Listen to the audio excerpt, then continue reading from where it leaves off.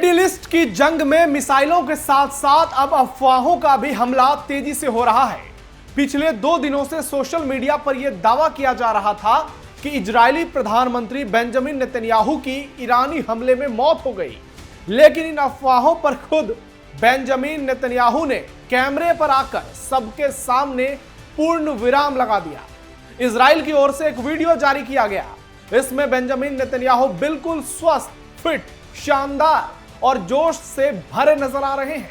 वो कॉफी पीते हुए संदेश दे रहे हैं कि मैं अभी जिंदा हूं, नेतन्याहू इज बैक। बड़ी बात आपको बता दें, फैक्ट चेक में भी यह साबित हो गया है कि नेतन्याहू सच में जिंदा हैं।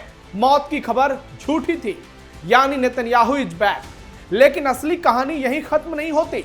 नेतन्याहू के सामने आने के बाद अब सवाल ईरान की ओर मुड़ गए हैं। चर्चा इस बात की हो रही है, क्या ईरान के सुप्रीम लीडर मुस्तफा खामनेई जिंदा हैं? कई रिपोर्ट में उनके घायल होने और सार्वजनिक रूप से नहीं दिखने की बात की जा रही है, जिस पर तेहरान खामोश है। कई सवालों को जन्म दे गया है। वहीं ईरान इजराइल अमेरिका के बीच चल रहे जंग के 70वें दिन भारत के लिए एक बड़ी खुशखबरी आई है, जो भारतवासियों की एक बड़ी शानदार जीत है। नमस्कार, टर्निंग पॉइंट में आपका स्वागत है। मैं हूं नविंदु और आज के इस वीडियो में आपको बताएंगे नेतन्याहू इज बैक की कहानी और यह भी बताएंगे क्या सच में मुस्तफा खामनेई की मौत हुई है। साथ ही भारत की कौन सी जीत हुई है जिसका जिक्र पूरे हिंदुस्तान में हो रहा है। वीडियो को लास्ट तक जरूर देखिएगा। इजरायली प्रधानमंत्री नेतन्याहू इज बैक। थर थर कांपा ईरान, खामनेई परेशान। युद्ध के 70वें दिन भारत की बड़ी जीत। मुस्तफा की मौत की खबर पर बवाल। मिडिल ईस्ट में युद्ध की आग और इंटरनेट पर फैली मौत की अफवाहों के बीच इजराइल के प्रधानमंत्री बेंजामिन नेतन्याहू ने खुद कैमरे पर आकर यह साबित कर दिया कि वो जिंदा हैं। उनकी मौत की खबर झूठी है। दरअसल सोशल मीडिया पर पिछले 2 दिनों से एक वीडियो वायरल हो रहा था, जिसे लेकर यह दावा किया जा रहा था कि इजरायली पीएम नेतन्याहू अब इस दुनिया में नहीं है। ईरान के हमले में उनकी मौत हो गई है, लेकिन सच्चाई इससे बिल्कुल उलट निकली, क्योंकि अब इजराइल की ओर से एक वीडियो संदेश जारी किया गया है और इस वीडियो में नेतन्याहू बिल्कुल फिट नजर आ रहे हैं। पहले ये वीडियो आपको दिखाते हैं। מה שאלת אותי? ראש הממשלה אומרים ברשת שאתה בכלל מת? אני מת על קפה, אתה יודע מה? אני מת על העם שלי. איך הם מתנהגים, פנטסטי. אתה רוצה לספור את מספר אצבעות? אתה יכול להראות לנו? आपने नेतन्याहू का वायरल वीडियो देखा, अब आपको नेतन्याहू का पहले का वीडियो दिखाते हैं जो AI जनरेटेड था। שמשנים את מאזן הכוחות במזרח התיכון וגם מעבר לו. आपने दूसरा वीडियो भी देख लिया, अब दोनों वीडियो को एक साथ देखिए। שמשנים את מאזן הכוחות במזרח התיכון וגם מעבר לו.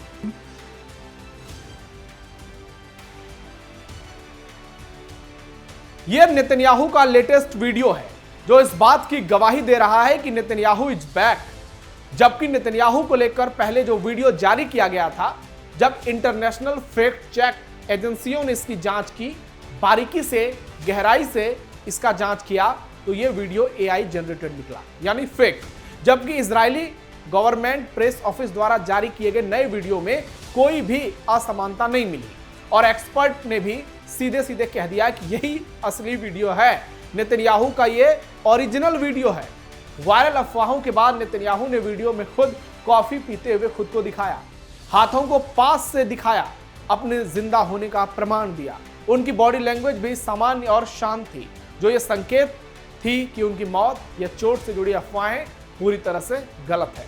सोशल मीडिया पर उनके जिंदा सबूत दिए जाने को लेकर इजराइल समर्थक समूहों ने इसे क्लियरिंग द एयर बताया। इजराइल में जीत का जश्न मनाया जा रहा है, क्योंकि अफवाहें इतनी तेजी से फैली थी कि सरकार को सार्वजनिक रूप से इसका खंडन करना पड़ा।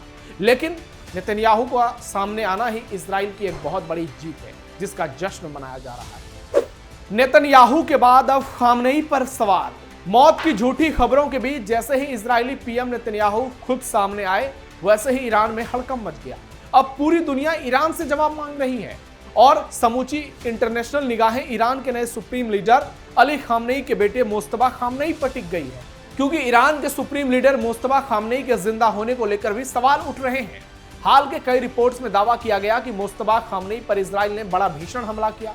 वो कोमा में हैं, उनकी एक टांग बर्बाद हो चुकी है। कई मीडिया रिपोर्ट्स में दावा किया गया कि मुस्तबा हमले में गंभीर रूप से घायल हैं और सार्वजनिक रूप से बिल्कुल नजर नहीं आए। इसी स्थिति को लेकर कई बार ईरान की पारदर्शिता पर सवाल उठाए गए। ऐसे में नेतन्याहू की उपस्थिति ने अब ईरान पर दबाव बढ़ा दिया है कि वो साबित करे कि मुस्तबा खामनेई जिंदा हैं। जब एक पक्ष अपने नेता की मौजूदगी का प्रमाण दे चुका है तो युद्ध में यह स्वाभाविक है कि दूसरे पक्ष से भी मुस्तबा खामनेई की सलामती का प्रमाण सार्वजनिक किया जाना चाहिए। तथ्यों को प्रमाणित करने वाले कई वैश्विक पोर्टल्स की रिपोर्ट में साफ तौर पर कहा गया कि युद्ध शुरू होने के बाद से मुस्तबा खामनेई की कोई सार्वजनिक उपस्थिति नहीं देखी गई है, न ही कोई वीडियो संदेश, न ही हॉस्पिटल या सरकारी परिसर से कोई तस्वीर सामने आई है। यह चुप्पी ही उन अटकलों को और तेज कर रही है कि कहीं ईरान अपने नए सुप्रीम लीडर की वास्तविक स्थिति को छिपाने की कोशिश तो नहीं कर रहा। असली बात क्या है? इजराइल के कुछ सैन्य और खुफिया दावों में यहां तक कहा गया है कि ईरान की नेतृत्व संरचना इस समय भीतर से अस्थिर है और मुस्तबा की स्थिति को गोपनीय रखना इसका हिस्सा है। हालांकि ईरान ने ऑफिशियली इन दावों पर कोई स्पष्ट टिप्पणी नहीं की है। इस पूरे विवाद ने एक महत्वपूर्ण मुद्दे को फिर सामने ला दिया है। युद्ध में अफवाहें भी हथियार होती हैं। नेतन्याहू के मामले में सोशल मीडिया पर एआई और डीप फेक की चर्चा ने उनकी सेहत को लेकर भ्रम फैला दिया, जिसे उन्होंने खुलकर जवाब दिया, खारिज किया। अब वैश्विक निगाहें ईरान पर है, क्योंकि वो भी इसी तरह स्पष्ट संकेत देगा कि खामनेई अभी जिंदा है तभी दुनिया मानेगी, या फिर उनकी चुप्पी अटकलों के बाजार को और हवा देगी और तब तक ये क्लियर ही नहीं हो पाएगा कि खामनेई जिंदा है कि नहीं। इसलिए अभी ये कहना बहुत मुश्किल है कि खामनेई जिंदा हैं या फिर नहीं। अब इजराइल के बाद ईरान को भी प्रमाण देना पड़ेगा। ईरान इजराइल के बीच भयंकर युद्ध जारी। ईरान पर इजराइल अमेरिका का हमला हर दिन तेज होता जा रहा है। ईरान भी मिसाइलों से ईंट का जवाब पत्थर से दे रहा। युद्ध के 17 दिन बीत चुके हैं। बारूद के साए में ईरान, इजराइल, अमेरिका और खाड़ी देश हैं। दुनिया भर की ऊर्जा सुरक्षा इस वक्त युद्ध की वजह से संकट में है। स्ट्रेट ऑफ हॉर्मुज कई देशों के लिए बंद है। हालांकि भारत के लिए बड़ी खबर है, इस पर आगे चर्चा करेंगे। लेकिन जिस तरीके से युद्ध चल रहा है, लग रहा है कि स्ट्रेट ऑफ हॉर्मुज ट्रंप की दुखती रग बन चुका है। जिस हॉर्मुज स्ट्रेट में बाकी देशों के लिए सुरक्षा की गारंटी पहले ट्रंप खुद आगे बढ़कर लेने का दावा करते रहे, वहीं अब अमेरिकी राष्ट्रपति कई देशों को अपना युद्धपोत स्ट्रेट ऑफ हॉर्मुज भेजने की अपील कर रहे हैं। लग रहा है कि ट्रंप के लिए ईरान के प्रभुत्व वाला हॉर्मुज युद्ध गले की फांस बन चुका है। इसी बीच ईरान के इस्लामिक रेवोल्यूशनरी गार्ड कॉर्प्स यानी IRGC ने कहा है कि इजराइल के सैन्य और डिफेंस फैसिलिटीज को निशाना बनाया गया है। यह सॉलिड फ्यूल वाली स्ट्रेटेजिक मिसाइल है जो 2000 से 2500 किलोमीटर तक हमले कर सकती है। मेहर समाचार एजेंसी के मुताबिक ईरान के मागजी प्रांत में अमेरिका और इजराइल द्वारा किए गए अलग अलग हमलों में 5 लोगों की मौत हो गई है और 7 लोग घायल हुए हैं। द नेशनल इंटरेस्ट पत्रिका के मुताबिक इस मिसाइल की पहुंच मिस्र, सूडान के कुछ हिस्सों, यूक्रेन के बड़े हिस्से, दक्षिणी रूस, पश्चिमी चीन, भारत और हिंद महासागर और भूमध्य सागर के बड़े क्षेत्रों तक हो सकती है। जंग के बीच UAE ने अपने देश में 35 लोगों को गिरफ्तार किया है, जिनमें 19 भारतीय हैं। न्यूज एजेंसी PTI के मुताबिक इन पर सोशल मीडिया पर फेक न्यूज फैलाने के आरोप हैं, फेक वीडियोस के। UAE के अटॉर्नी जनरल डॉक्टर हमद सैफ अल शम्स ने बताया कि यह कदम डिजिटल प्लेटफॉर्म की निगरानी के तहत उठाया गया है ताकि झूठी जानकारी फैलाकर अशांति या डर फैलाने से रोका जा सके। ईरान में 17 दिनों से इंटरनेट ब्लैकआउट जारी है।